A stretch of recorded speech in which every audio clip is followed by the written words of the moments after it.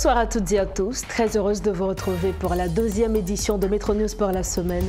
Au sommaire de l'actualité, le secrétaire d'État adjoint pour l'hémisphère occidental des États-Unis, Brian Nichols, menace de sanctionner tous ceux et toutes celles qui facilitent les voyages des Haïtiens vers le Nicaragua. Le diplomate informe que l'administration Biden prendra toutes les mesures que de droit contre les instigateurs de ces voyages.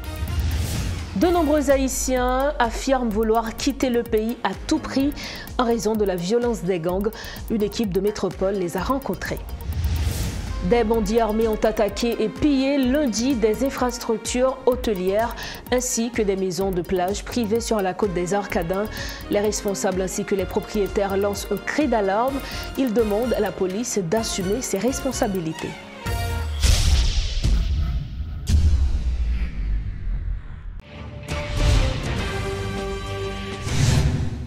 Dorochef, bonsoir, bienvenue au développement de ce journal.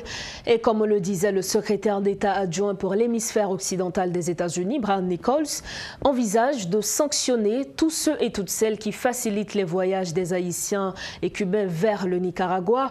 Sur son compte X, anciennement Twitter, le diplomate américain a exprimé une fois de plus les inquiétudes du gouvernement américain et décrit ces genres de voyages comme une forme de migration irrégulière.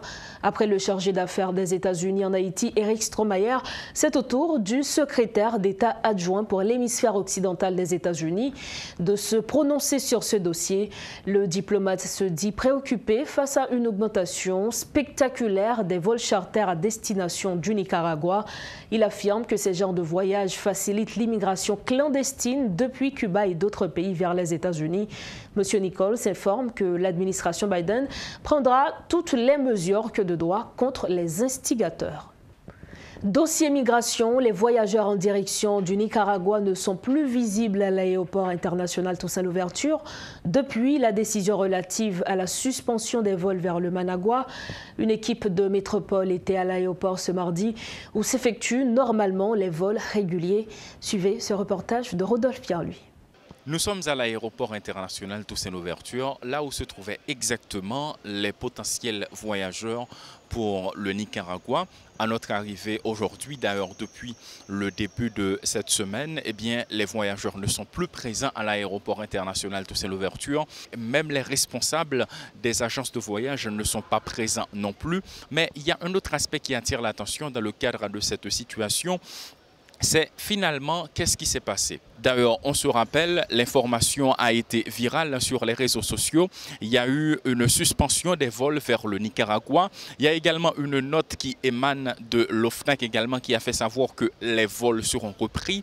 Et d'un autre côté, il y a un représentant des États-Unis, c'est bien Eric Stromayer, qui a fait savoir que tous les Haïtiens qui tentent de voyager illégalement vers les États-Unis en passant par le Nicaragua comme pays de transit pour arriver au Mexique et ensuite se rendre vers les États-Unis, eh bien, ces Haïtiens seront refoulés, seront déportés en Haïti. Donc, pour l'instant, on se demande réellement qu'est-ce qui va se passer avec bon nombre d'Haïtiens qui ont déjà laissé le pays pour se rendre aux États-Unis en passant par le Nicaragua. On se demande également qu'est-ce qui va se passer par rapport aux différents Haïtiens qui avaient déjà tout investi pour se rendre vers les États-Unis en passant par le Nicaragua.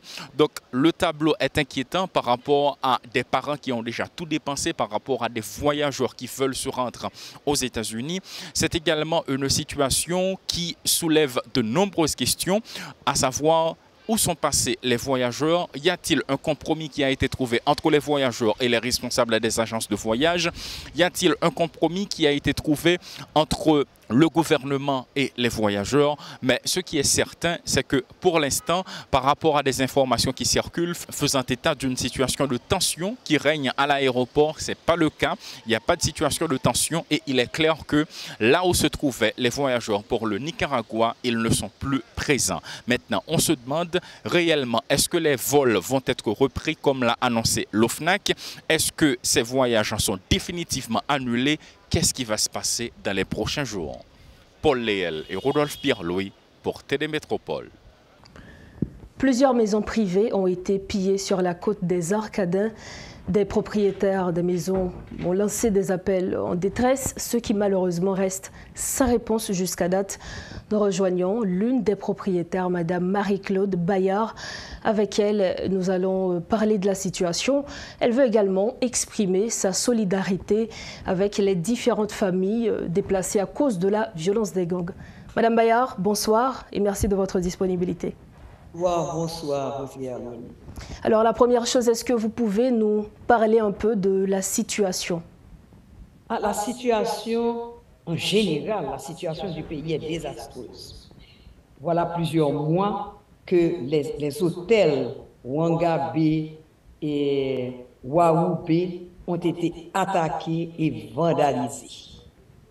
Et pourtant, rien n'a été fait de concret.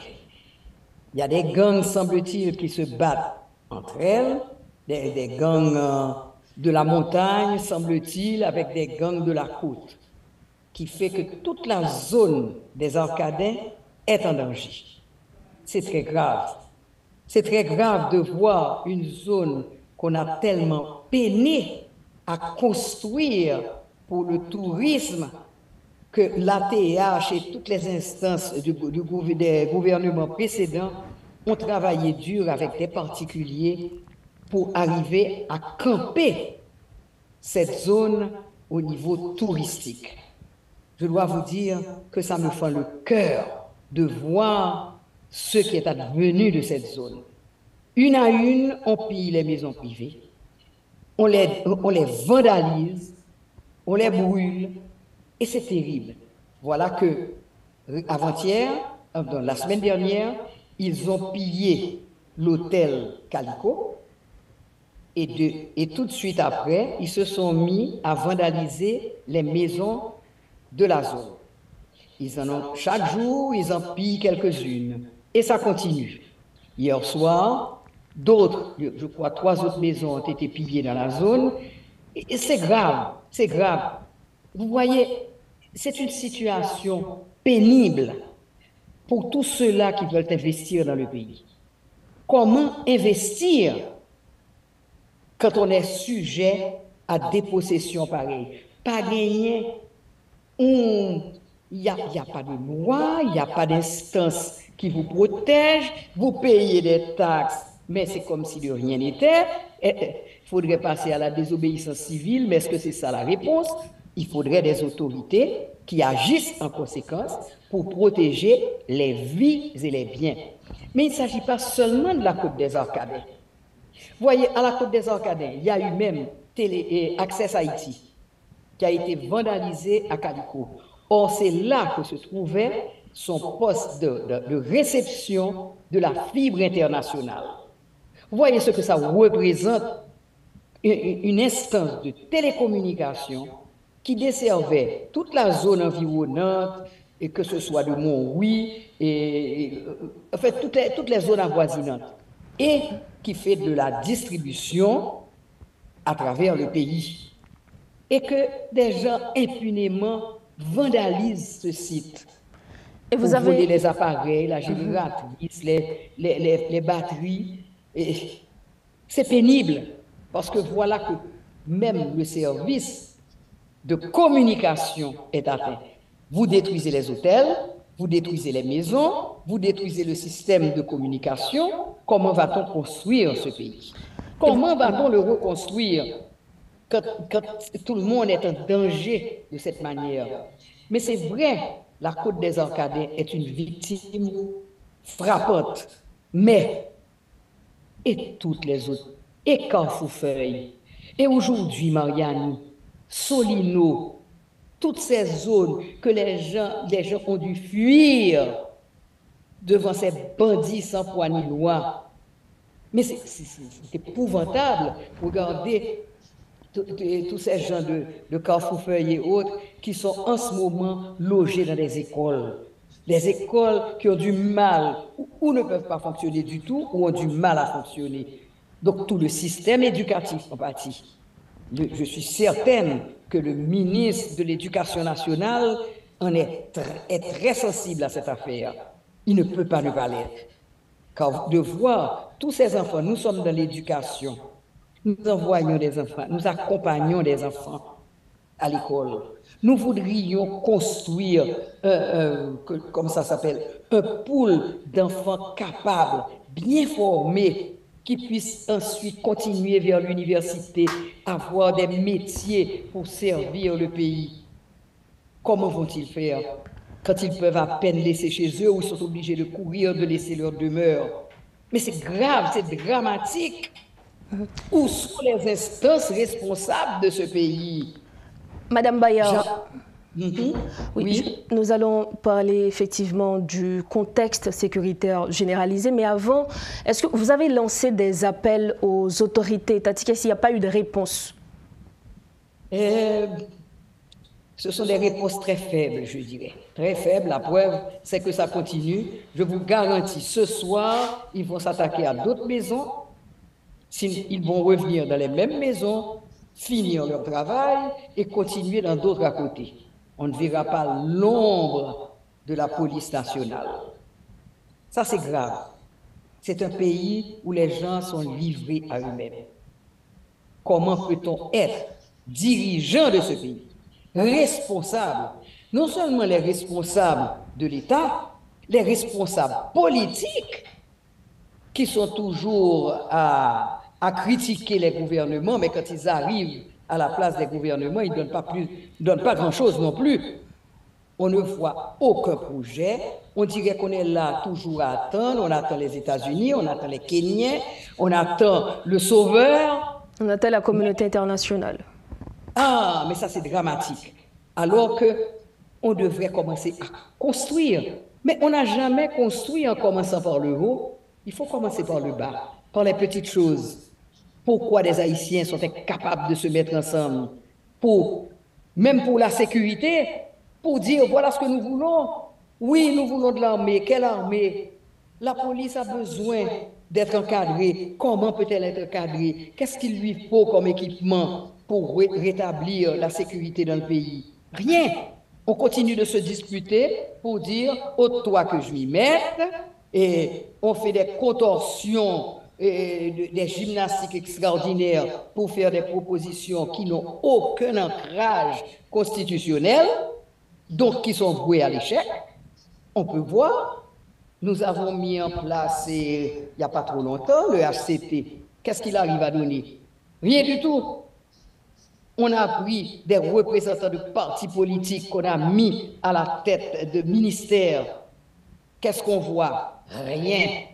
Rien, rien, rien. La ville est délaissée. La ville c'est le fatras partout. J'en profite pour lancer un petit mot pour le magistrat de Delma qui fait des efforts pour nettoyer sa ville.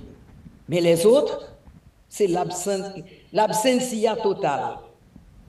Moi, je me révolte parce que je dis ce n'est pas possible de rester bloqué sur une affaire de renversement de gouvernement ou de bicéphale, monocéphale, dont le peuple n'a que faire, et on ne peut même pas s'attaquer ni à la sécurité, ni au redressement constitutionnel qu'il faudrait faire, qu'on puisse décider ensemble. Il y a trop de têtes pensantes dans ce pays.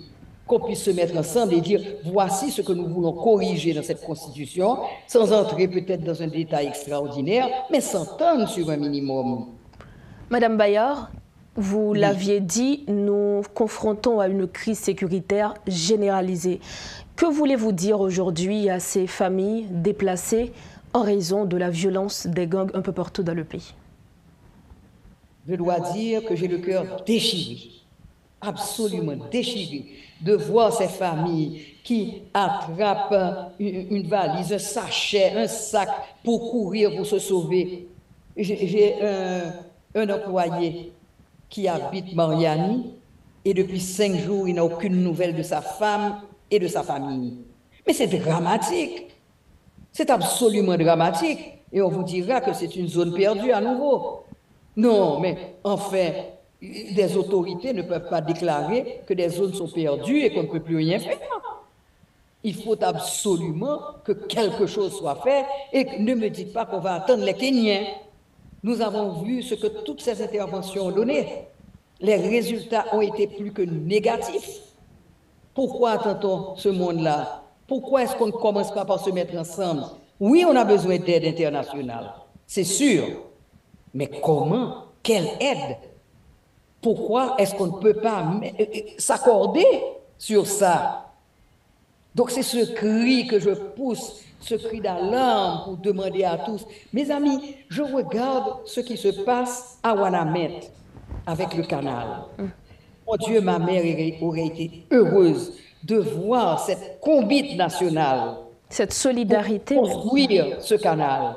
Et cet élan extraordinaire entre les citadins, les paysans, la diaspora, tout le monde qui veut que le canal soit fait. Mais c'est quelque chose d'extraordinaire. Où sont les autorités? Elles ont un devoir de présence, un devoir d'accompagnement. Où sont-elles? Là, je me révolte encore. Parce que voilà que tout ce monde se met ensemble, fait cette combite extraordinaire, qui est un élan qui me rappelle probablement ce qu'était Vertières. Pourquoi est-ce que nous ne pourrions pas refaire ce Vertières à travers des actions ponctuelles, correctes, de mise en commun de nos ressources, de nos énergies, de nos connaissances, pour accompagner et faire réussir le canal. Si le canal échoue, ce n'est pas la faute des paysans et des habitants de la zone ni de la diaspora. Ce sera encore la faute de nos dirigeants qui ne savent pas se mettre à la hauteur des situations pour les prendre en main. Franchement, mon cœur se déchire.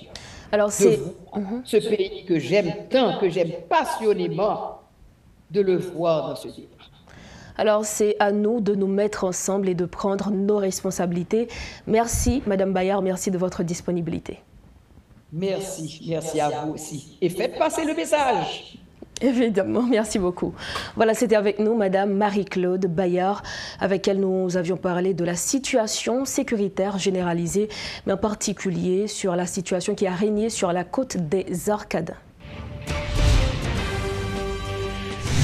Autre point, un bateau qui vient de la Colombie transportant 82 000 sacs de ciment attend l'autorisation des autorités gouvernementales afin de débarquer au port de Saint-Louis du Sud.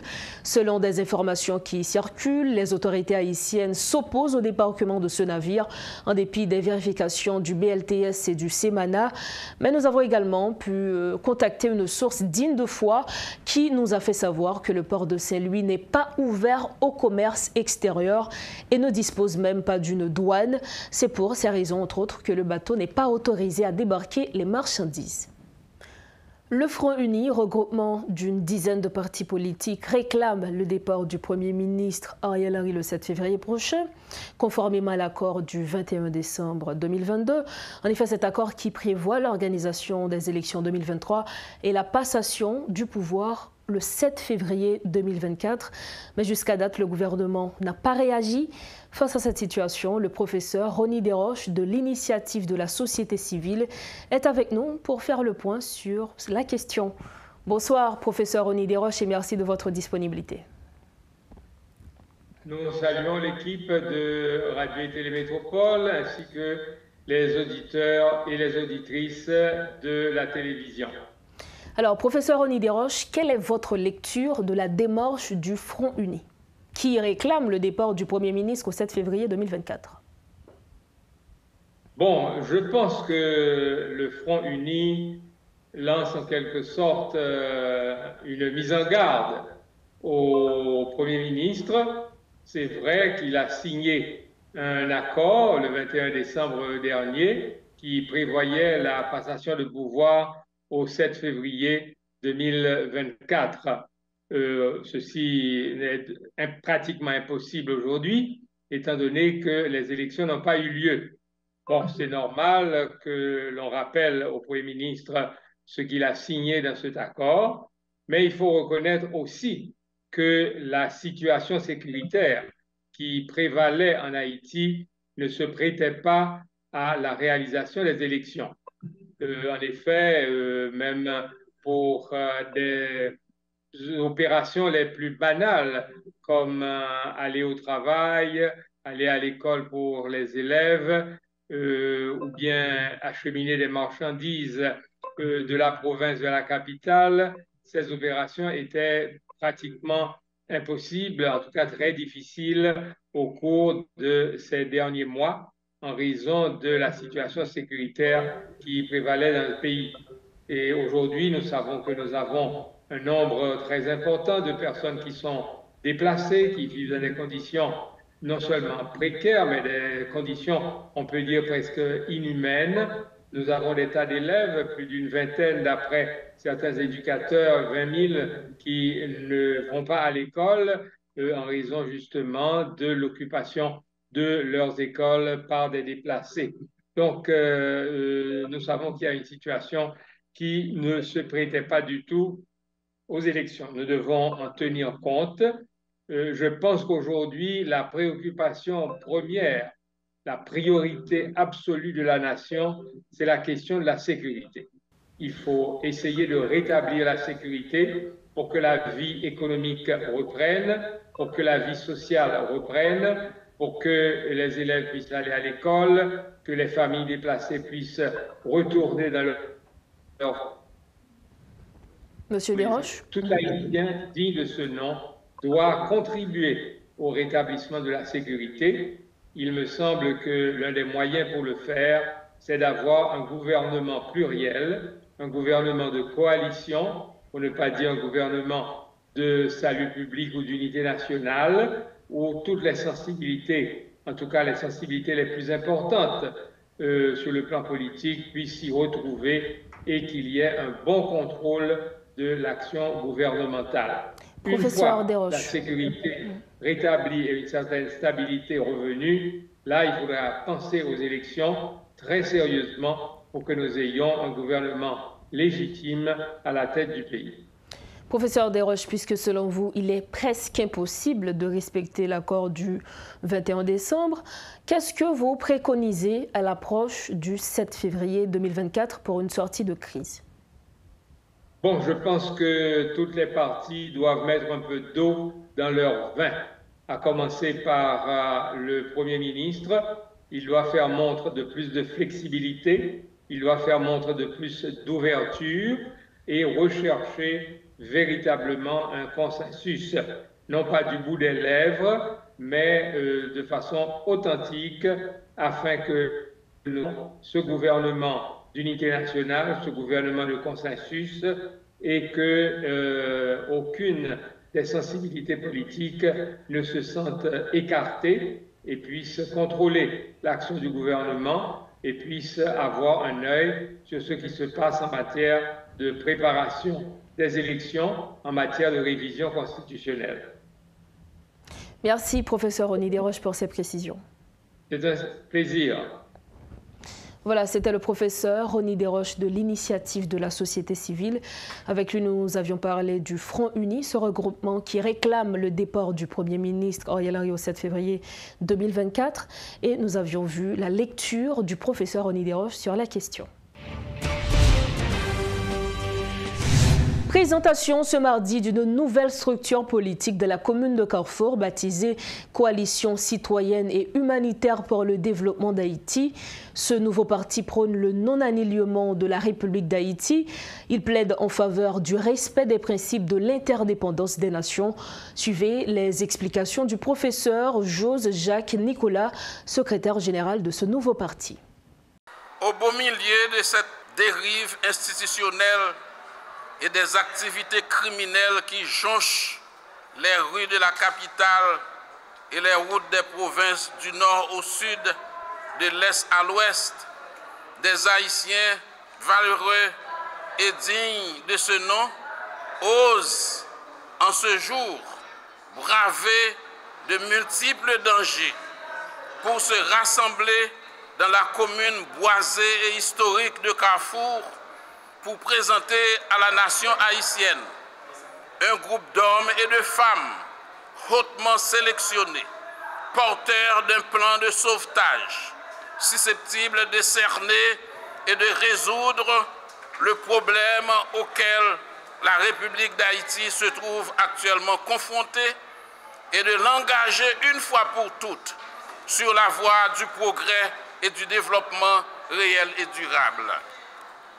Ainsi constituons-nous cette coalition citoyenne et humanitaire, la COAJDA, dont l'objectif principal consiste à rassembler des citoyens et citoyennes haïtiens, des forces sociales et politiques dispersées, des organisations fiables et crédibles de la société civile pour constituer un front de résistance susceptible de se réapproprier ensemble l'avenir d'Haïti en réalisant la seconde phase de la révolution dessalinienne qui garantira aux pauvres et aux déshérités une chance de survie et d'accession à la mobilité sociale, tout en préservant les valeurs de justice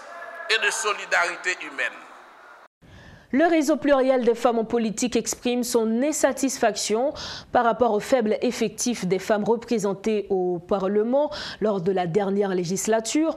En conférence de presse ce mardi, la coordonnatrice nationale de cette structure a plaidé pour que des sièges soient réservés uniquement pour des femmes afin qu'elles puissent être représentées en grand nombre lors des prochaines législatures. Marie-Denise Claude a aussi fait savoir que les réseaux pluriels des femmes entend mener une campagne à cet effet en attendant les prochaines élections. Par exemple, prenons au niveau de la Chambre des députés, où il y a 128 jusqu'à 130 députés, qu'on n'a jamais pu avoir 5 femmes comme députés sur 128 députés. Vous trouvez ça normal?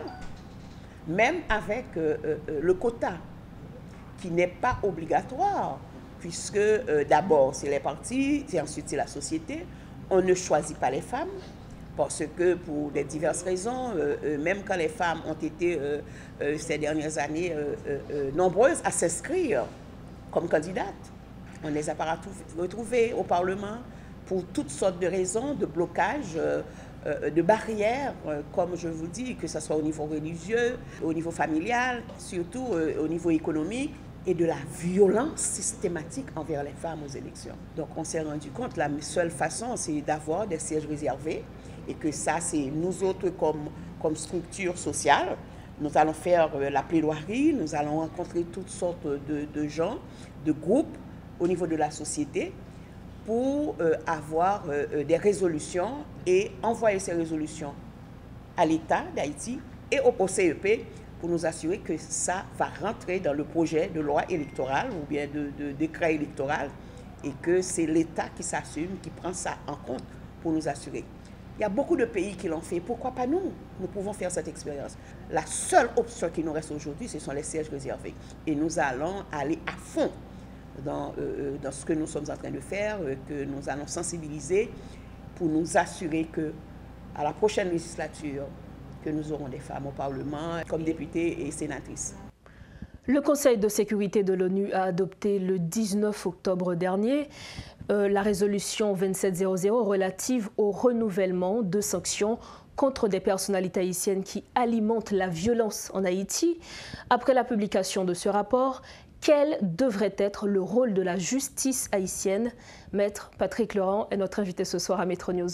Bonsoir Maître Patrick Laurent et merci de votre disponibilité. C'est un plaisir et bonsoir à l'auditoire de Télémétropole et spécialement aux fans de Metro News. C'est un plaisir d'être avec vous ce soir. Alors, comme je le disais tantôt, nous allons parler des sanctions qui sont émises à l'encontre de personnalités haïtiennes.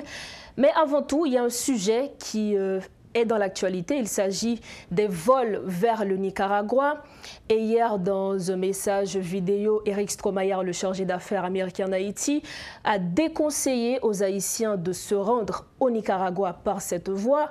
Et il y a également Brian Nichols qui, dans une récente vidéo, a découragé également les Haïtiens. Est-ce que, premièrement, est-ce que les organisateurs des vols charter ont l'obligation de se plier à cette décision, du moins à ces menaces? Bon, alors vous avez bien dit déconseiller et menace. Ce qui arrive, c'est que au niveau de droit de la personne, un citoyen a le droit de circuler librement, de rester dans son pays ou de laisser son pays. La deuxième chose, maintenant, un pays aussi est libre et souverain de permettre à une personne de rentrer ou de ne pas rentrer sur son territoire. Mais parlant des vols au niveau du Nicaragua, théoriquement, s'il y a eu de vols Haïti au Nicaragua, donc il revient au gouvernement des deux pays de régulariser la rentrée et sortie des citoyens haïtiens à Nicaragua et des Nicaraguayens en Haïti. Donc si on veut rester entre l'échange, si vous voulez, entre Haïti et Nicaragua, théoriquement, cela regarde les deux gouvernements, les deux peuples, nicaraguayens et haïtiens sur le plan technique. Et dans ce cas, un autre peuple, un autre gouvernement ne saurait menacer un citoyen qui souhaiterait visiter le Nicaragua ou vice-versa. Donc si on prend la question comme ça. Par contre, si on prendrait le Nicaragua comme étant un tremplin pour atteindre les États-Unis, justement, on pays de peut transit, dire que ces autorités-là ont intérêt pour dire aux ressortissants haïtiens, aux Haïtiens qui souhaiteraient atteindre les États-Unis par Nicaragua pour leur dire attendez, ce n'est pas la meilleure voie si vous n'avez pas, par exemple, un visa. Les États-Unis décident et mettent en place, si vous voulez, la procédure pour qu'un citoyen étranger puisse rentrer aux États-Unis. Et quelle devrait... C'est-à-dire, si atteindre les États-Unis, il faut passer par Nicaragua, à ce moment-là, les autorités américaines ont bon droit de dire non, attendez, écoutez, ce n'est pas la voie à suivre. Mais maintenant, pour aller à Nicaragua, pour séjourner à Nicaragua, un Haïtien qui souhaiterait séjourner à Nicaragua, on pourrait dire théoriquement, ce n'est pas l'affaire des Américains. Alors, quelle devrait être dans ce cas la réaction du gouvernement haïtien? Bon, la réaction du gouvernement haïtien, c'est de s'assurer est-ce que les vols d'Haïti et Nicaragua sont réguliers? Est-ce que les gens peuvent voyager pour aller à Nicaragua? Mais le gouvernement haïtien, dans ce sens, ne doit pas encourager ou ne devrait pas encourager les Haïtiens qui souhaiteraient atteindre les États-Unis de transiter par Nicaragua et pour trouver la voie beaucoup plus facile pour rentrer aux États-Unis.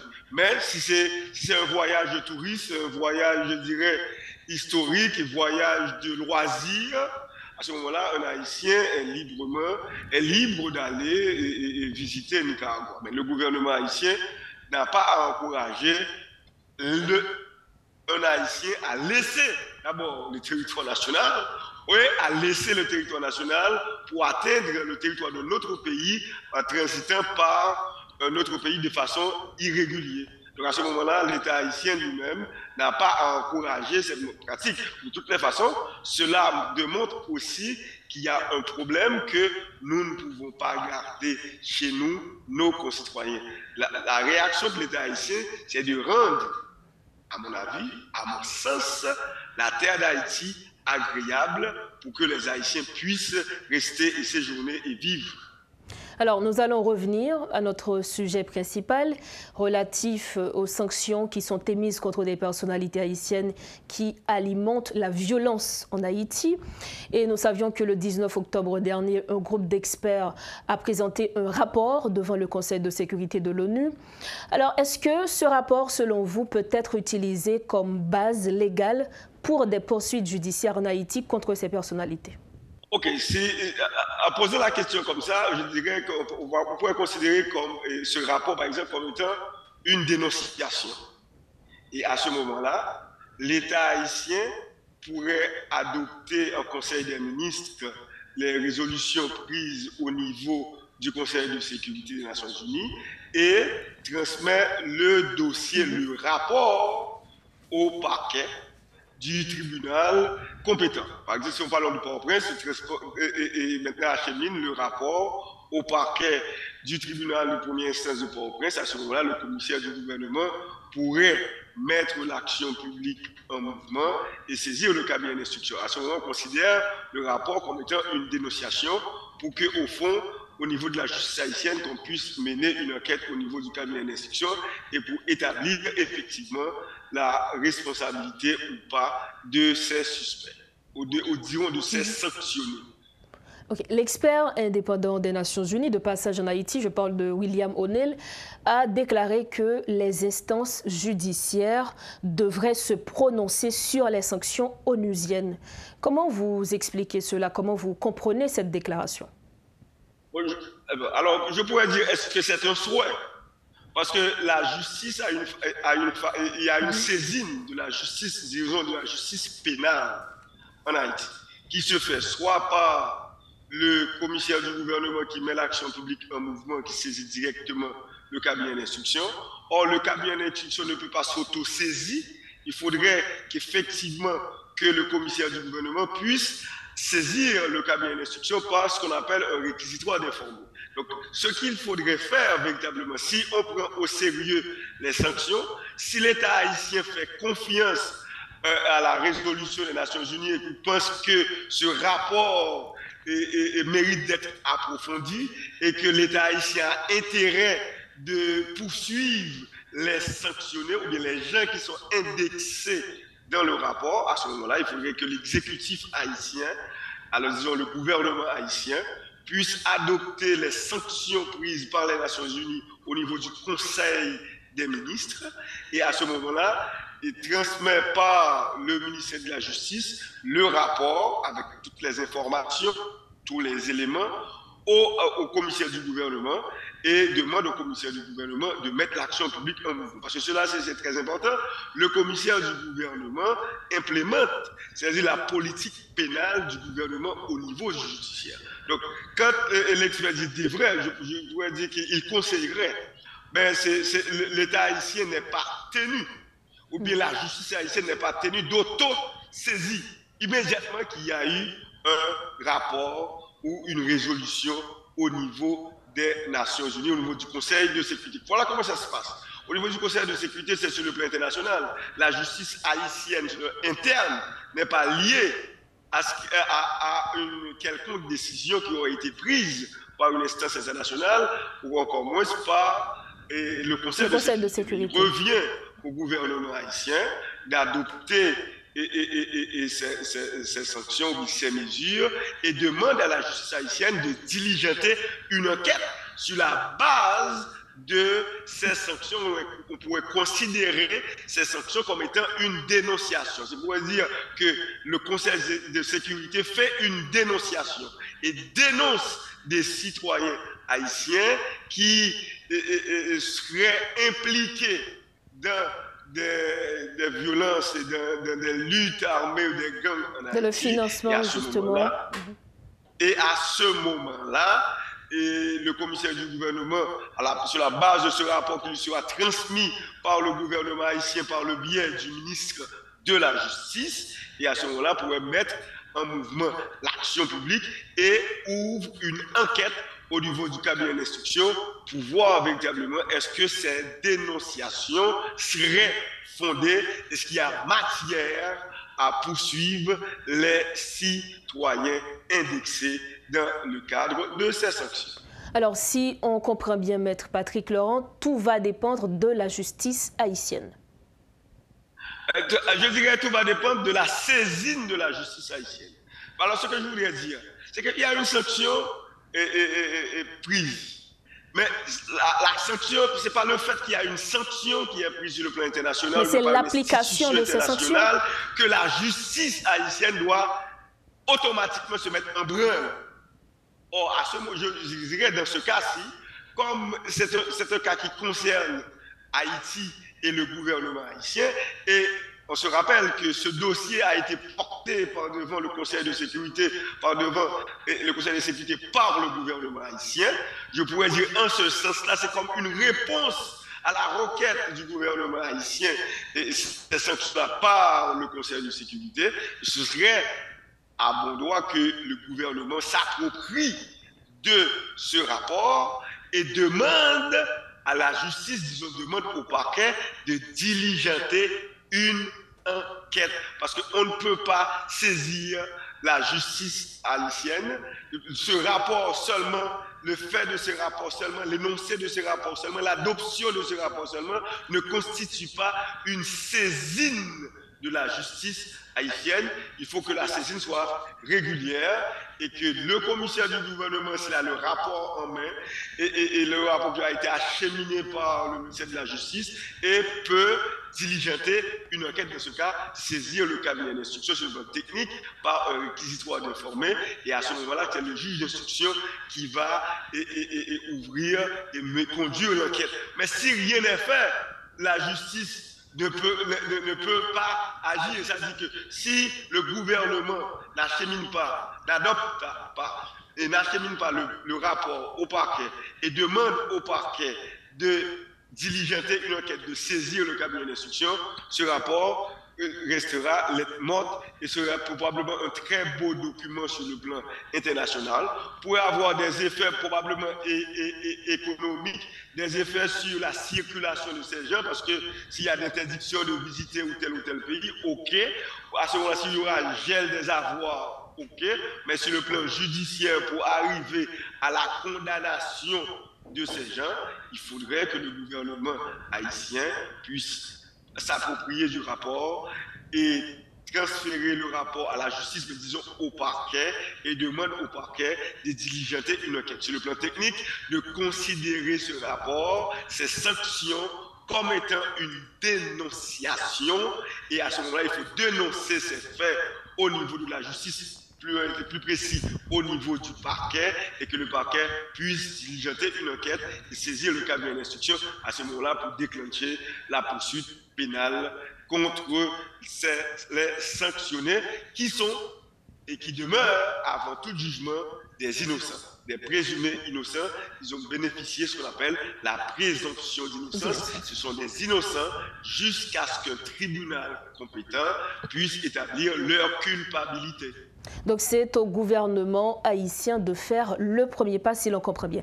Alors, en ce qui a trait à ces personnalités, si elle estime avoir été accusée injustement, quels sont les mécanismes à suivre pour contester ce rapport? Alors, nous parlons du rapport. Je dirais sur le plan technique, s'ils ont été dénoncés, par exemple, injustement, il y a une commission des experts des Nations Unies qui s'occupe de cela. Je pense que si ça reste surtout au niveau du Conseil de sécurité, eh bien, les concernés peuvent écrire au niveau du Conseil de sécurité pour donner leur version des faits, pour dire écoutez, vous m'avez indexé dans un dossier injustement et que je n'ai rien à voir dans cela. Est-ce que je pourrais avoir connaissance des faits qui ont été mis à ma charge? Mais il faut dire rapidement, ce qui se passe au niveau du Conseil de sécurité, ce n'est pas, je dirais, un rapport contradictoire. À ma connaissance, les gens indexés n'ont pas été contactés pour présenter leur version des faits. Donc, sur le plan du droit pur, à ce moment-là, c'est un rapport, je dirais, entre guillemets, biaisé, parce qu'on n'a pas pu confronter les personnes indexées aux faits reprochés pour qu'elles puissent donner leur version, produire leur défense. Alors, il faudrait dire rapidement qu'au niveau du Conseil de sécurité, le Conseil de sécurité n'est pas un tribunal. Et le Conseil de sécurité a diligenté une enquête.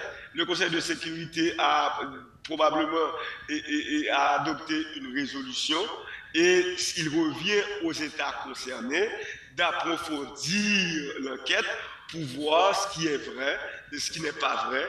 Et à ce moment-là, seule la justice peut nous permettre de découvrir la vérité. Mais ce qui se passe au niveau du Conseil de sécurité, si on ramène la question sur une question de droit, sur une question de droit de la défense, on pourrait dire que c'est systématiquement le droit de la défense est violé parce qu'on n'a pas pu auditionner, on n'a pas pu permettre jusqu'à date aux sanctionnés de produire leur défense.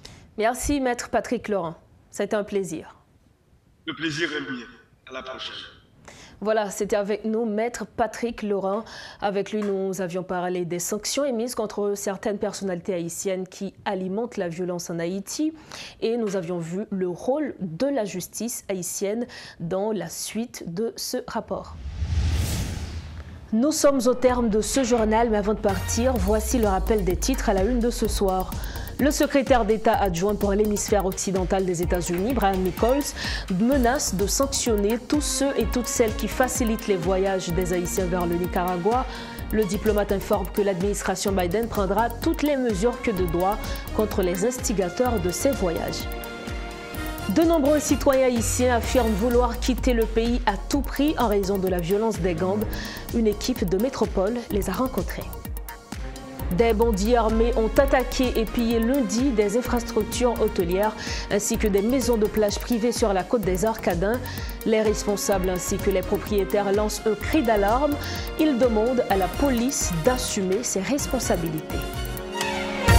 C'est la fin de Métro News. Merci de votre fidélité. Prochain rendez-vous demain mercredi. Bonsoir.